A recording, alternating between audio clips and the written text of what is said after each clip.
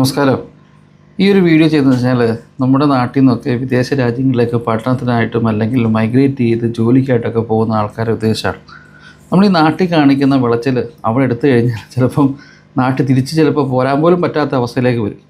ഈ വിദേശ രാജ്യങ്ങളിലേക്ക്, പ്രത്യേകിച്ച് യൂറോപ്പ് പോലുള്ള രാജ്യം, ലണ്ടൻ അങ്ങനെയൊക്കെയുള്ള രാജ്യങ്ങളിൽ അവിടെ വരുന്ന ആളുകളുടെ കുഴപ്പം കൊണ്ട് അവിടുത്തെ യുവജനങ്ങൾക്ക്, അല്ലെങ്കിൽ പ്രത്യേകിച്ച് ടീനേജിലുള്ള പെൺകുട്ടികൾക്ക് സുരക്ഷിതത്വം ഉണ്ടോ എന്നൊക്കെ അറിയാൻ വേണ്ടിയിട്ട് അവരൊരു കാര്യം ചെയ്യും. ആ കാര്യം എന്ന് വെച്ച് കഴിഞ്ഞാൽ, ഈ സോഷ്യൽ മീഡിയയിൽ കൂടെ ഇവർ പല പ്ലാറ്റ്ഫോമുകളുണ്ട്. സോഷ്യൽ മീഡിയ പല പ്ലാറ്റ്ഫോമിൽ കൂടെ നമ്മളെ അവർ പരിചയപ്പെടാൻ ശ്രമിക്കും. ഒരു പെൺകുട്ടിയാണ് എന്ന് പറഞ്ഞുകൊണ്ടും ആ പെൺകുട്ടിക്ക് ടീനേജാണ്, ഈ 18 വയസ്സിന് താഴെയുള്ള പ്രായമുള്ള കുട്ടിയാണെന്നൊക്കെ പറഞ്ഞുകൊണ്ടാണ് പരിചയപ്പെടുന്നത്. അപ്പോൾ നമ്മളോട് സൗഹൃദം കൂടുകയും അവർ ചിലപ്പം സംസാരത്തിനിടെ പല രീതിയിലേക്ക് വരും. അപ്പോൾ ഈ ആളുടെ ആറ്റിറ്റ്യൂഡ് പോലെ ഈ സംസാരം എങ്ങോട്ട് പോകുന്നു ചിന്തിക്കും.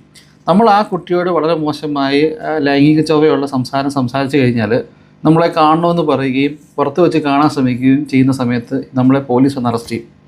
ഈ കഴിഞ്ഞ ദിവസം ഞാനൊരു വീഡിയോ കണ്ടു. അത്ര അനുഭവത്തിലുള്ളൊരു സംഭവം. നാട്ടിൽ നിന്ന് പോയൊരു പയ്യനാണ്, എന്തോ പഠിത്തത്തിന് വേണ്ടി പോയതാണ്, ഇതുപോലെ പിടിച്ചു. അവൻ പറയുന്നത് ഞാൻ ചെയ്തിട്ടില്ലെന്ന് പറയുമ്പോൾ അവർ തെളിവ് സഹിതം എടുത്ത് കാണിക്കുന്നു, കണ്ടോ നിങ്ങളുടെ ചാറ്റ് എന്നൊക്കെ പറഞ്ഞുകൊണ്ട് അവനെ അറസ്റ്റ് ചെയ്ത് ഡീപ്പോർട്ട് ചെയ്തു.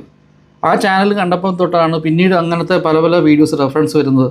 പ്രായമുള്ളൊരു മനുഷ്യൻ, ഭാര്യയും ഭർത്താവുമാണ്, ഇവിടെ ഷോപ്പിങ്ങിന് പോയ സമയത്ത് അവരെ പോലീസ് അറസ്റ്റ് ചെയ്യാണ്. അപ്പോൾ അന്നേരം പോലീസുകാരൻ ചോദിക്കുന്നുണ്ട് അയാളോട്, ഇടോ തനിക്ക് ഇതേ പ്രായത്തിലുള്ള ഒരു മകളില്ലയോ, 13-14 വയസ്സുള്ള ഒരു പെൺകുട്ടി ഇല്ലയോ എന്ന് അയാളോട് ചോദിക്കുന്നുണ്ട്.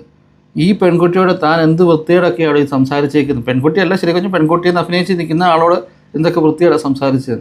ആ ഭാര്യ ആ പോലീസുകാരോട് ഒത്തിരിയും ബെഗ് ചെയ്യുന്നുണ്ട്, റിലീസ് ക്ഷമിക്കണം, തെറ്റ് പറ്റിപ്പോയി, ഇത് കേസാക്കരുതെന്ന്. അവർ പറഞ്ഞില്ല, ഒരു രക്ഷയില്ല, ഇത് നിയമമാണ്, ഇയാൾ ഡീപ്പോർട്ട് ചെയ്യുവാണെന്ന് പറഞ്ഞു.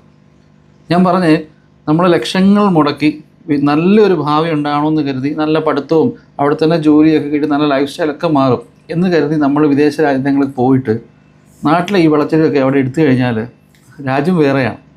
ഈ കുഞ്ഞുങ്ങളുടെ പഠിത്തവും പോവും. ഏറ്റവും വലിയ വിഷയം കഴിഞ്ഞാൽ പഠിത്തം പോയി, പൈസ പോയി, ആരും അറിയത്തില്ല, കുഴപ്പമില്ല. ഇത് ഇവർ തന്നെ റെക്കോർഡ് ചെയ്ത് യൂട്യൂബിലാക്കി പബ്ലിഷ് ചെയ്ത് ഇത് ലോകമെമ്പാടും അറിയിക്കും. വിത്ത് ഫേസാണ്, ഫേസൊന്നും മറച്ചൊന്നുമല്ല കാണിക്കുന്നത്, ഫേസോടെ വരുന്നത്. പല പിള്ളേരും ഇതിനകത്ത് പെട്ടുപോകുന്നുണ്ട്, നമുക്കറിയുന്ന പല പിള്ളേരും ഇതിനകത്ത് വരും.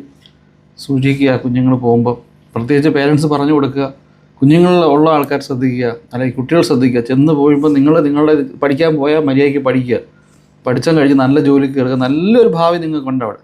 പക്ഷെ അത് കളഞ്ഞ് കുടിച്ചിങ്ങനെ പോയി കഴിഞ്ഞാൽ ഒരു പ്രയോജനമില്ല. Thank you.